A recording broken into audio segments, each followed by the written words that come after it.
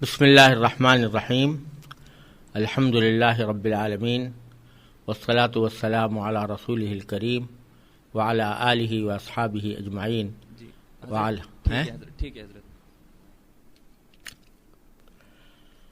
اعوذ باللہ من الشیطان الرجیم بسم اللہ الرحمن الرحیم الف لام میم ذلك الكتاب لا ريب فيه هدى للمتقين الذين يؤمنون بالغيب ويقيمون الصلاة ومما رزقناهم ينفقون والذين يؤمنون بما أنزل إليك وما أنزل من قبلك وبالآخرة هم يوقنون أولئك على هدى من ربهم وأولئك هم المفلحون إن الذين كفروا سواء عليهم أأنذرتهم أم لم تنذرهم لا يؤمنون ختم الله على قلوبهم وعلى سمعهم وعلى أبصارهم غشاوة ولهم عذاب عظيم۔ شروع اللہ کے نام سے جو سب پر مہربان ہے، بہت مہربان ہے۔ الف لام میم، یہ کتاب ایسی ہے کہ اس میں کوئی شک نہیں۔ یہ ہدایت ہے ان ڈر رکھنے والوں کے لیے جو بے دیکھی چیزوں پر ایمان لاتے ہیں اور نماز قائم کرتے ہیں، اور جو کچھ ہم نے انہیں دیا ہے اس میں سے اللہ کی خوشنودی کے کاموں میں خرچ کرتے ہیں، اور جو اس وحی پر بھی ایمان لاتے ہیں جو آپ پر اتاری گئی اور اس پر بھی جو آپ سے پہلے اتاری گئی، اور آخرت پر وہ مکمل یقین رکھتے ہیں۔ یہ ہیں وہ لوگ جو اپنے پروردگار کی طرف سے صحیح راستے پر ہیں، اور یہی وہ لوگ ہیں جو فلاح پانے والے ہیں۔ بے شک وہ لوگ جنہوں نے کفر اپنا لیا ہے، ان کے حق میں دونوں باتیں برابر ہیں، چاہے آپ ان کو ڈرائیں یا نہ ڈرائیں، وہ ایمان نہیں لائیں گے۔ اللہ نے ان کے دلوں پر اور ان کے کانوں پر مہر لگا دی ہے، اور ان کی آنکھوں پر پردہ پڑا ہوا ہے، اور ان کے لیے زبردست عذاب ہے۔ یہ سورہ بقرہ کا پہلا رکوع ہے جس کی میں نے تلاوت کی، اور اس کے بعد اس کا لفظی ترجمہ آپ حضرات کے سامنے پیش کیا۔ یہ سورہ بقرہ قرآن کریم کی سب سے لمبی سورت ہے، اور جب حضرات صحابہ کرام رضی اللہ تعالی عنہم اجمعین نے قرآن کریم کی سورتوں کو ایک ترتیب کے ساتھ مرتب فرمایا، تو اس میں اس سورت کو سب سے پہلے، یعنی سورہ فاتحہ کے بعد سب سے پہلے رکھا گیا۔ اس کی کل آیتیں 286 ہیں، اور یہ مدینہ منورہ میں، یعنی نبی کریم سرور عالم صلی اللہ علیہ وسلم کے مکہ مکرمہ سے مدینہ طیبہ کی طرف ہجرت کرنے کے بعد نازل ہوئیں، اور اس کی 67 سے لے کر 73 تک کی آیتوں میں چونکہ گائے کا واقعہ مذکور ہے، اس لیے اس سورت کا نام سورہ بقرہ ہے، کیونکہ بقرہ عربی میں گائے کو کہتے ہیں۔ اس سورت کے مضامین پر اگر غور کیا جائے تو معلوم ہوتا ہے کہ اس کا بنیادی موضوع ایمان اور عمل صالح ہے، کیونکہ دین انہی دو چیزوں سے مرکب ہے۔ دین جس بات کی طرف دعوت دیتا ہے وہ ایک یہ کہ ایمان لایا جائے ان عقیدوں پر جو واقعے کے مطابق ہیں، اور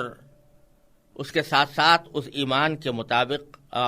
اپنی زندگی کو گزارا جائے اور اس میں نیک عمل کیے جائے۔ تو اس صورت میں بھی ایک پہلا حصہ ایمان سے متعلق ہے، اس میں یہ بتایا گیا ہے کہ ایمان کس چیز کا نام ہے کن چیزوں پر ایمان لانا ضروری ہے اور کن چیزوں پر ایمان نہیں لانا چاہیے، اور ایمان کے بارے میں انسانوں کے جو 3 گروہ ہیں، یعنی ایک وہ جو اللہ تبارک و تعالیٰ کے اس دین پر ایمان لائے جنہیں مومن یا مسلمان کہا جاتا ہے، اور دوسرے وہ جنہوں نے ایمان لانے سے انکار کیا جن کو کافر کہا جاتا ہے، اور ایک تیسرا گروہ منافقین کا ہے کہ جو زبان سے تو ایمان لے آیا تھا لیکن دل سے ایمان نہیں لایا تھا۔ ان 3 قسموں کا بیان سورت کے شروع میں کیا گیا ہے، اور پھر یہ بات ظاہر کرنے کے لیے کہ جن باتوں پر ایمان لانے کی دعوت حضور نبی کریم سرور دو عالم صلی اللہ علیہ وسلم نے دی ہے وہ کوئی آپ کی خصوصیت نہیں ہے، بلکہ جب سے انسان پیدا ہوا اس وقت سے ہی اس کی سرشت میں یہ بات رکھی گئی تھی کہ وہ ان باتوں پر ایمان لائے۔ اس بات کو واضح کرنے کے لیے قرآن کریم نے حضرت آدم علیہ السلام کی تخلیق کا واقعہ بیان فرمایا ہے تاکہ انسان کو اپنی پیدائش کا مقصد معلوم ہو۔ اس کے بعد آیات کے ایک طویل سلسلے میں بنیادی طور پر خطاب یہودیوں سے ہے جو بڑی تعداد میں مدینہ منورہ کے آس پاس آباد تھے، اور ان کے ماضی کے واقعات ان کو یاد دلائے گئے ہیں، جن کا خلاصہ یہ ہے کہ حضرت موسیٰ علیہ السلام کو تورات عطا فرمائی گئی تھی، اور بنی اسرائیل پر لازم کیا گیا تھا کہ وہ اس تورات کے احکام پر پوری طرح عمل کریں، اور اسی وجہ سے ان کو پوری انسانیت کا امام بنایا گیا تھا۔ لیکن بنی اسرائیل نے ان احکام پر عمل کرنے کے بجائے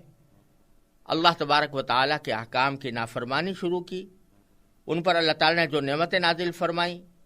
اس پر انہوں نے ناشکری اور نافرمانی سے کام لیا۔ اس کا مفصل بیان اس سورہ بقرہ کے ایک طویل حصے میں کیا گیا ہے، اور اس طرح یہ واضح کیا گیا ہے کہ اب یہ لوگ انسانیت کی امامت اور انسانیت کے لیے داعی بننے کے اہل نہیں رہے، کیونکہ انہوں نے حضرت موسیٰ علیہ السلام کی لائی ہوئی تعلیمات کی خلاف ورزی کی اور جا بجا سرکشی کا مظاہرہ کیا۔ لہذا اب یہ منصب امامت تبدیل کیا جائے گا۔ اور اس سلسلے میں پارے کے آخر میں حضرت ابراہیم علیہ السلام کا تذکرہ باری تعالیٰ نے فرمایا ہے، کیونکہ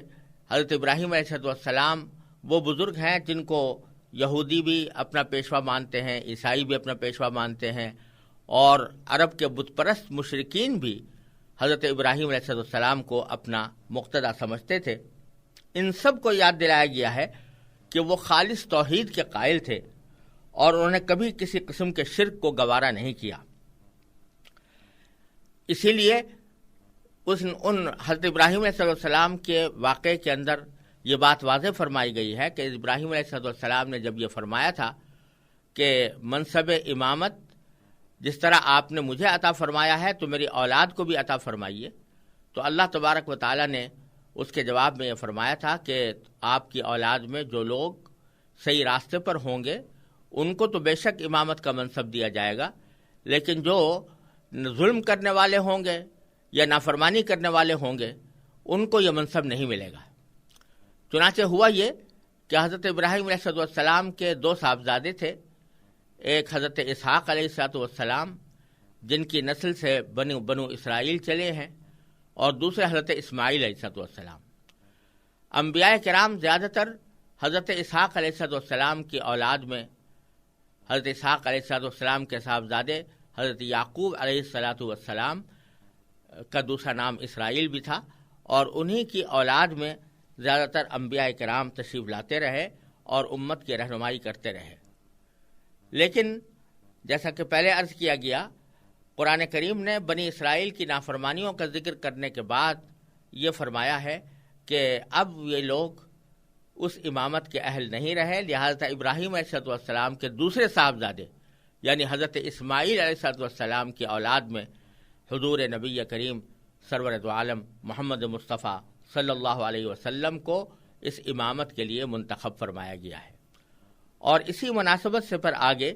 قبلے کی تحویل کا ذکر ہے، یعنی اب قبلہ بیت المقدس سے منتقل کر کے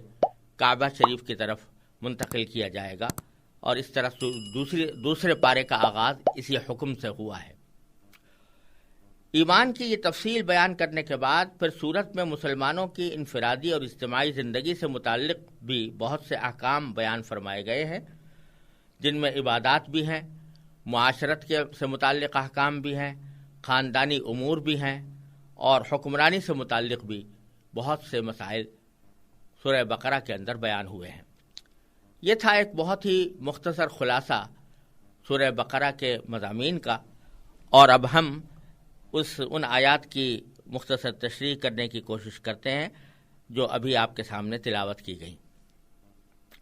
ان میں سے پہلی آیت الف لام میم ہے۔ یہ 3 حرفوں کا مجموعہ ہے، لیکن یہ تینوں حروف مل کر کوئی ایسا لفظ نہیں بنا رہے جو لوگوں میں مشہور ہو، جس کے کوئی معنی لوگوں کو معلوم ہو۔ عام طور سے جب حروف کو استعمال کیا جاتا ہے تو ان کو اس طرح جوڑا جاتا ہے کہ ان سے کوئی بامعنی لفظ بن جائے اور اس کے معنی آدمی کو سمجھ میں آ سکے، لیکن قرآن کریم نے سورہ بقرہ کے شروع میں بھی اور دوسری بہت سی سورتوں کے شروع میں بھی کچھ ایسے حروف استعمال فرمائے ہیں کہ جن کو ملا کر کوئی بامعنی لفظ نہیں بنتا، بلکہ یہ الگ الگ حروف کی شکل میں سورتوں کے شروع میں لائے گئے ہیں، اسی لیے ان کو حروف مقطعات کہا جاتا ہے۔ حروف مقطعات کے لفظی معنی ہے ٹوٹے ہوئے حروف، یعنی یہ حروف الگ الگ ہیں، یہ مل کر کوئی بامعنی لفظ نہیں بنا رہے، اس لیے ان کو حروف مقطعات کہا جاتا ہے۔ یہ الف لام میم بھی انہی میں داخل ہے، اور بعض صورتوں کے اندر الف لام میم را ہے، بعض میں الف لام را ہے، بعض میں صرف صاد ہے، بعض میں صرف نون ہے، بعض میں صرف قاف ہے، بعض میں حامیم ہے۔ اس طرح مختلف صورتوں کے شروع میں یہ حروف مقطعات آئے ہیں۔ اگرچہ بہت سے لوگوں نے ان حروف مقطعات کا کوئی مطلب تلاش کرنے کی کوشش کی ہے، لیکن حقیقت یہ ہے کہ ان کا کوئی بے تکلف اور واضح مفہوم کوئی بھی شخص متعین نہیں کر سکا۔ حقیقت یہ ہے کہ یہ حروف صحابہ کرام میں سے ایک بہت بڑی تعداد کے قول کے مطابق، جن میں حضرت صدیق اکبر رضی اللہ تعالیٰ عنہ، حضرت عمر فاروق رضی اللہ عنہ، حضرت عثمان، حضرت علی، حضرت عبداللہ ابن مسعود رضی اللہ تعالیٰ عنہ مجمعین، ان سب کا کہنا یہ ہے کہ یہ حروف جو شروع میں لائے گئے ہیں یہ اللہ تبارک و تعالیٰ کے رازوں میں سے ایک راز ہے، یعنی اس کا کوئی صحیح مفہوم بتا نہیں سکتا۔ اللہ تبارک و تعالیٰ نے یہ اپنی حکمت بالغہ اور قدرت کاملہ کے تحت یہ حروف شروع میں اس طرح رکھے ہیں جو قرآن کریم کی ایک نرالی شان بتاتے ہیں، اور اس کا کوئی صحیح مفہوم کسی بھی انسان کے لیے بیان کرنا ممکن نہیں ہے۔ یہ اللہ تبارک و تعالیٰ کا ایک راز ہے، اور اس راز کا افشا اللہ تبارک و تعالیٰ نے کسی پر نہیں کیا، لہذا اللہ تعالیٰ ہی بہتر جانتے ہیں کہ ان سے کیا مراد ہے۔ خود قرآن کریم نے سورہ آل عمران کے شروع میں بتایا ہے کہ قرآن کریم کی کچھ آیتیں ایسی ہیں کہ لا یعلم تأویلہ الا اللہ، کہ ان کی کوئی تفسیر اور اس کا صحیح مطلب اللہ کے سوا کوئی نہیں جانتا۔ یہ حروف بھی ان حضرات صحابہ کرام کے قول کے مطابق ایسے ہی حروف ہیں جن کا مطلب سوائے اللہ کے کوئی نہیں جانتا، اور ان کے اوپر کوئی علمی یا عملی مسئلہ بھی موقوف نہیں ہے، نہ کوئی عقیدہ اس پر موقوف ہے، نہ کوئی عمل اس کے اوپر موقوف ہے، لہذا اس کی تحقیق اور جستجو میں پڑھنے کی ہمیں کوئی ضرورت نہیں۔ ہمارے لیے اتنا کافی ہے کہ اللہ تبارک و تعالیٰ نے اپنی کتاب میں یہ حروف نازل فرمائے ہیں، اور جس معنی میں بھی نازل فرمائے ہیں وہ برحق ہے، لیکن ہمیں ان کا پورا علم نہیں۔ اس کے بعد دوسری آیت ہے کہ یہ کتاب ایسی ہے کہ اس میں کوئی شک نہیں۔ یہ کتاب ہم اردو میں ترجمہ کرنے کے لیے مجبور ہیں کہ اس کو یہ کتاب کہہ کر اس کا ترجمہ کریں، لیکن قرآن کریم نے یہاں جو لفظ استعمال فرمایا ہے وہ ذالک الکتاب ہے، اور عربی زبان میں عام طور سے ذالکہ کا اشارہ دور کوئی چیز ہو تو اس کی طرف ہوتا ہے، اگر قریب کسی چیز کی طرف اشارہ کیا جائے تو اس کے لیے ھذا کا لفظ استعمال ہوتا ہے۔ تو بظاہر یہ سوال پیدا ہوتا ہے کہ قرآن کریم تو ہمارے سامنے موجود ہے اور قریب ہے، لہذا ھذا الکتاب کہنا شاید زیادہ موزوں ہوتا، لیکن اللہ تبارک و تعالی نے اس کے بجائے ذالک الکتاب فرمایا، جس کا اگر ٹھیٹ ترجمہ کیا جائے تو وہ کتاب ہوگا۔ تو یہاں پر کوئی ایسا اشارہ کہ جو دور کی چیز کی طرف کیا جاتا ہے وہ کیوں کیا گیا، اس کے جواب میں مفسرین نے مختلف باتیں کہی ہیں، لیکن ان میں سے سب سے اہم بات یہ ہے کہ در حقیقت عربی زبان کے لحاظ سے ذالکہ کا لفظ جس طرح دور کی چیزوں کے لیے استعمال ہوتا ہے، اسی طرح اگر قریب کی کوئی چیز بھی بہت زیادہ عظیم الشان ہو تو اس کی طرف بھی بعض اوقات ذالکہ کے لفظ سے اشارہ کر دیا جاتا ہے۔ تو چونکہ قرآن کریم بڑی عظیم الشان نعمت ہے، عظیم الشان کتاب ہے، اس لیے ھذا الکتاب کہنے کے بجائے اس کو ذالک الکتاب کہہ کر تعبیر فرمایا گیا ہے۔ اور اس کی ایک توجیہ امام رازی رحمۃ اللہ علیہ نے تفسیر کبیر میں یہ بھی فرمائی ہے کہ ذالک الکتاب سے در حقیقت اشارہ اس طرف ہے کہ پچھلے جتنے انبیاء علیہ السلام تشریف لائے وہ تقریباً سب کے سب یہ بشارت دیا کرتے تھے کہ آخر زمانے میں حضور نبی کریم سرور دو عالم صلی اللہ علیہ وسلم مبعوث ہوں گے، جو تمام انبیاء کے خاتم ہیں، اور ان کے اوپر نبوت کا سلسلہ ختم ہوگا، اور وہ ایک کتاب لے کر آئیں گے جو قیامت تک انسانیت کی رہنمائی کرے گی۔ تو چونکہ یہ پیشین گوئی حضرت موسیٰ علیہ السلام نے بھی کی، حضرت عیسیٰ علیہ السلام نے بھی کی، حضرت داؤد علیہ السلام نے بھی کی، تو تمام انبیاء کرام یہ پیشین گوئی کرتے چلے آ رہے تھے، اور مختلف امتوں کے اور مختلف زمانوں کے لوگ اس کتاب کے انتظار میں تھے جو آخر دور میں نازل ہونے والی ہے، اور پھر پوری امت کے لیے، پوری انسانیت کے لیے وہ رہنمائی کا ذریعہ بنے گی۔ تو یہ یہاں پر ذالکہ کا اشارہ، بعید کا اشارہ اس لیے کیا گیا کہ یہ وہی کتاب ہے جس کا تمہیں انتظار تھا، یہ وہی کتاب ہے جس کی بشارت انبیاء کرام علیہ السلام دیتے چلے آئے ہیں، یہ وہی کتاب ہے کہ جو آخر میں آنے کے بعد تمام قیامت تک کے انسانوں کے لیے ہدایت کا ذریعہ بنے گی۔ اس واسطے بھی یہاں ھذا الکتاب کہنے کے بجائے ذالک الکتاب فرمایا گیا ہے۔ تو آیت کا ترجمہ یہ ہوا کہ یہ کتاب ایسی ہے کہ اس میں کوئی شک نہیں، یعنی اول تو اس کے کتاب الہی ہونے میں کوئی شک نہیں، اس بات میں کوئی شک و شبے کی گنجائش نہیں کہ یہ اللہ تبارک و تعالیٰ کی طرف سے نازل کی ہوئی ہے، اور دوسرے اس کتاب میں جتنی باتیں کہی گئی ہیں وہ سب کسی شک و شبے کے بغیر درست ہیں۔ انسان کی لکھی ہوئی کسی کتاب کو 100% شک سے بالاتر نہیں سمجھا جا سکتا، کیونکہ انسان کتنا ہی بڑا عالم ہو اس کا علم محدود ہوتا ہے،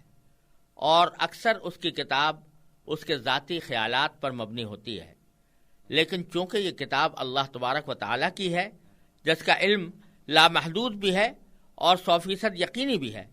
اس لیے اس میں کسی شک کی گنجائش نہیں۔ اگر کسی کو کوئی شک ہو تو یہ اس کی ناسمجھی کی وجہ سے ہوگا، غلط فہمی کی وجہ سے ہوگا، لیکن کتاب کی کوئی بات اپنی ذات میں شبے والی نہیں ہے، شک والی نہیں ہے۔ پھر اس کتاب کا ایک بنیادی وصف یہ بیان فرمایا گیا کہ یہ ہدایت ہے ان ڈر رکھنے والوں کے لیے، ھدی للمتقین، یہ ہدایت ہے ڈر رکھنے والوں کے لیے۔ یعنی اس کا ایک مطلب یہ ہو سکتا ہے کہ یہ جو لوگ اپنے دل میں یہ خوف رکھتے ہیں اور اس بات کا دھیان رکھتے ہیں کہ ان کا کوئی کام، ان کا کوئی عقیدہ، ان کی کوئی فکر غلط سمت پہ نہ جا پڑے، تو ان لوگوں کو یہ کتاب ہدایت عطا فرماتی ہے۔ جس آدمی کو کوئی پرواہ ہی نہ ہو کہ حق کیا ہے اور باطل کیا ہے، صحیح کیا ہے اور غلط کیا ہے، اس کے دل میں طلب ہی نہ ہو، وہ یہ جاننا ہی نہیں چاہتا کہ صحیح راستہ کیا ہوتا ہے، اس کے لیے یہ ہدایت کا سبب نہیں بنتی، لیکن ان لوگوں کے لیے ہدایت کا سبب بنتی ہے کہ جو دل میں ڈر رکھنے والے ہیں، یعنی طلب رکھنے والے ہیں، کہ جن کے دل میں حق کی طلب ہے، جو حق کے طالب ہیں، جو چاہتے ہیں کہ جاننا چاہتے ہیں کہ حق کیا ہے، ان کے لیے یہ ہدایت کا سبب ہے۔ یوں تو اس لیے ہدایت کے دو معنی ہوتے ہیں۔ ایک ہدایت کے معنی یہ ہوتے ہیں کہ کسی کو صرف سمجھا دیا جائے کہ صحیح راستہ کیا ہے، اور دوسرے ہدایت کے معنی یہ ہے کہ اس کو ہدایت منزل تک پہنچا دیا جائے۔ تو پہلی قسم کی ہدایت تو قرآن کریم ہر انسان کو دیتا ہے، چاہے وہ کافر ہو، مسلمان ہو، فاسق و فاجر ہو یا نیک ہو، ان سب کو ہدایت دیتا ہے۔ اسی لیے سورہ بقرہ ہی کی ایک آیت میں آگے اللہ تبارک و تعالیٰ نے یہ ارشاد فرمایا کہ شہر رمضان الذی انزل فیہ القرآن ھدی للناس، کہ یہ ہدایت ہے تمام انسانوں کے لیے، یعنی اس میں کافر اور مسلم سب برابر ہیں۔ وہ اس معنی میں ہدایت ہے کہ راستہ سب کو بتاتی ہے، کافر کو بھی بتاتی ہے اسلام اور مسلمان کو بھی بتاتی ہے، لیکن یہاں یہ فرمایا جا رہا ہے کہ اس ہدایت سے فائدہ اٹھانے والے وہی ہیں جو متقی ہوتے ہیں، جن کے دل میں یہ ڈر ہوتا ہے کہ ہم کہیں کسی غلط راستے پر نہ جا پڑیں، کہیں ہمارا کوئی عمل اللہ تعالیٰ کی مرضی کے خلاف نہ ہو جائے۔ اس واسطے کہا گیا کہ یہ ہدایت ہے ڈر رکھنے والوں کے لیے، اور کیونکہ اس ہدایت کا فائدہ انہی کو پہنچتا ہے جو اس قرآن کریم کی بات مان کر اس کے تمام احکام اور تعلیمات پر عمل کریں۔ ڈر رکھنے کا مطلب یہ ہے کہ انسان یہ بات ہمیشہ پیش نظر رکھے کہ اسے ایک دن اللہ تبارک و تعالیٰ کے حضور اپنے تمام اعمال کا جواب دینا ہے، لہذا مجھے کوئی کام ایسا نہ کرنا چاہیے جو اس کی ناراضی کا باعث ہو۔ اسی خوف اور دھیان کا نام تقویٰ ہے، اور جو لوگ ایسا ڈر اپنے دل میں رکھتے ہیں ان کو متقی کہا جاتا ہے۔ چنانچہ یہاں ان کے لیے یہی لفظ استعمال ہوا ہے، ھدی للمتقین، ڈر رکھنے والوں کے لیے یہ ہدایت ہے۔ پھر آگے اس ڈر رکھنے والے جب اس ہدایت کو قبول کرتے ہیں اور قرآن کریم کی ہدایت پر عمل پیرا ہوتے ہیں تو ان کے اندر کیا اوصاف ظاہر ہوتے ہیں، ان کا بیان تیسری آیت میں فرمایا گیا کہ الذین یؤمنون بالغیب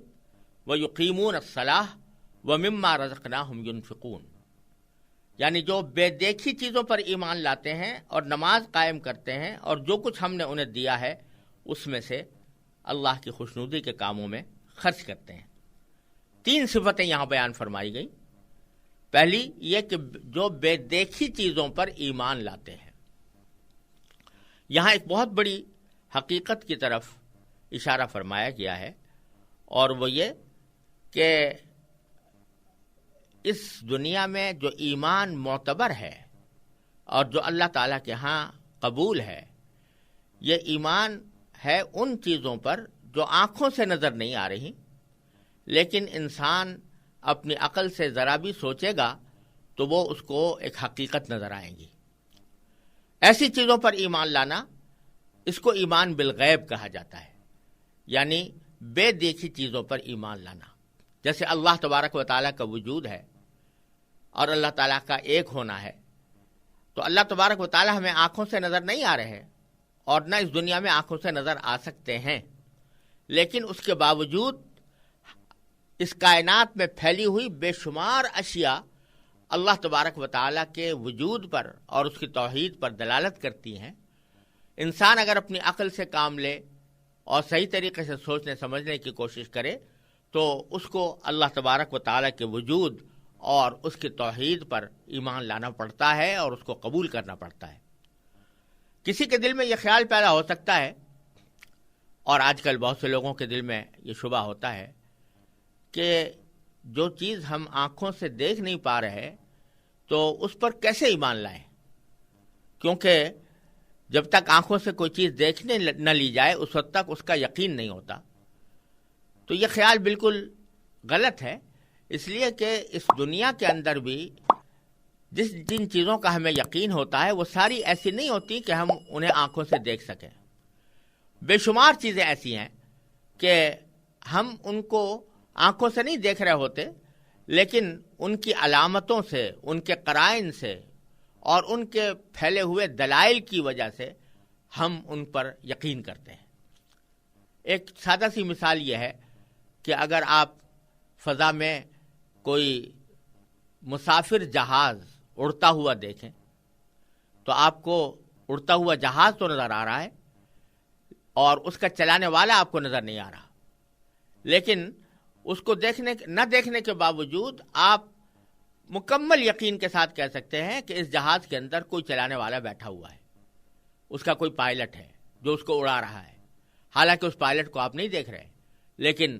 چونکہ یہ بات معلوم ہے کہ جہاز، خاص طور سے مسافر جہاز، وہ بغیر کسی پائلٹ کے نہیں اڑ سکتا، تو اس واسطے آپ یقین کے ساتھ کہہ دیتے ہیں کہ اس کا کوئی نہ کوئی پائلٹ موجود ہے. اب یہاں وہ پائلٹ نظر نہ آنے کے باوجود آپ اس کو ایک یقین کے ساتھ موجود تصور کرتے ہیں. اگر آپ کسی جگہ پر ہیں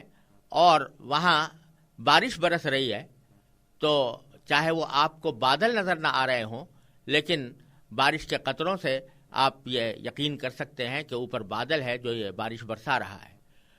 تو غرض اس دنیا کے اندر بے شمار چیزیں ایسی ہیں جو صرف آنکھوں سے دیکھ کر نہیں مانی جاتی، بلکہ اپنی عقل سے سوچ کر مانی جاتی ہیں. تو اسی طرح اللہ تبارک و تعالیٰ کا وجود، اللہ تبارک و تعالیٰ کی توحید اور وحدانیت، یہ ایسی چیز ہے کہ جو اگرچہ آنکھوں سے نظر نہیں آ رہی، لیکن کائنات میں پھیلے ہوئے بے شمار دلائل انسان کو اس نتیجے تک پہنچاتے ہیں کہ اس کائنات کا کوئی خالق ہے، کوئی پیدا کرنے والا ہے، اور وہ ایک ہے. یہ آپ دیکھتے ہیں کہ یہ پورا عالم، پوری دنیا ایک منظم اور مستحکم نظام کے تحت چل رہی ہے. سورج ایک خاص وقت پر نکلتا ہے، ایک خاص وقت پر غروب ہو جاتا ہے. چاند ستارے ایک خاص وقت پر نکلتے ہیں اور غروب ہو جاتے ہیں، ان میں ایک لمحے کا بھی کہیں فرق نہیں آتا. یہ سمندر، یہ پہاڑ، یہ دریا، یہ جنگل اور یہ نباتات، یہ حیوانات، ان میں سے ہر چیز اس بات کی گواہی دے رہی ہے کہ اس کائنات کا کوئی خالق ہے. تو اگرچہ اس خالق کو ہم آنکھوں سے نہیں دیکھ رہے، لیکن اس پر ایمان لاتے ہیں اس عقل کی وجہ سے جو ہمیں اس تک رہنمائی کرتی ہے. تو قرآن کریم کا فرمانا یہ ہے کہ انسان کو در حقیقت اس کائنات، اس دنیا میں بھیجا ہی اس لیے گیا ہے کہ وہ اپنی عقل اور سمجھ سے کام لے کر ان حقیقتوں پر ایمان لائے کہ جو اگرچہ اس کو آنکھوں سے نظر نہیں آ رہی، لیکن دلائل ان کے اوپر موجود ہیں. تو اسی کا نام ایمان بالغیب ہے. چنانچہ متقیوں کی پہلی صفت یہ بیان فرمائی گئی کہ وہ ایمان لاتے ہیں بے دیکھی چیزوں پر، جن میں اللہ تبارک و تعالیٰ بھی شامل ہیں، جس میں اللہ تعالیٰ کے فرشتے بھی شامل ہیں، اللہ تعالیٰ کی نازل کی ہوئی وحی بھی شامل ہے کہ اس وحی کو نازل ہوتے ہوئے ہم نے نہیں دیکھا، لیکن ہم اس کی حقانیت پر ایمان لاتے ہیں. اور اسی طرح مرنے کے بعد جو دوسری زندگی آنے والی ہے، آخرت کی زندگی، وہ بھی اس میں شامل ہے.